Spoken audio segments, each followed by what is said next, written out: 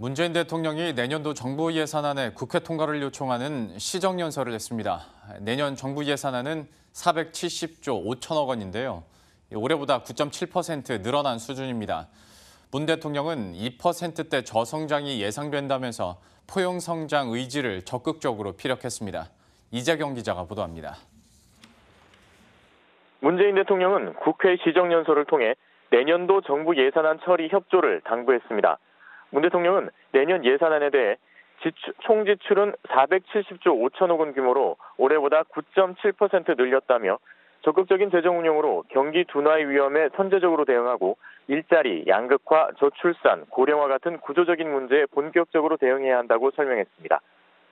문재인 대통령은 저성장과 고용 없는 성장, 양극화와 소득 불평등, 저출산 고령화, 산업구조의 변화 같은 구조적인 문제는 단기간에 해결하기 어려운 과제라며 우리 경제 체질과 사회 구조가 근본적으로 바뀌고 성과가 나타날 때까지 시간이 걸릴 수밖에 없다고 말했습니다.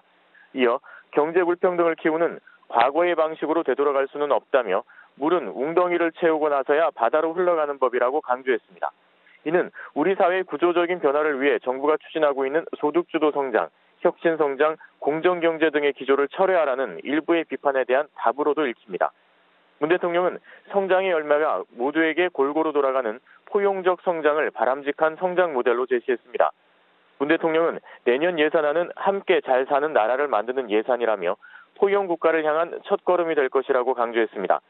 출산급여, 유급 출산휴가, 육아휴직, 신혼희망타운, 청년 내일체험공제, 기초연금, 근로장려금 등을 강화해 가정경제에 도움을 주기로 했습니다. 일자리 예산은 올해보다 22% 늘린 23조 5천억 원을 배정하고 일자리 안정자금도 2조 8천억 원을 책정했습니다. 소상공인의 카드 수수료 부담을 줄이기 위한 간편 결제 시스템을 구축해 100만 점포를 지원합니다. 국방 예산도 8.2% 증액해 강한 국방으로 평화를 만들어가기로 했습니다.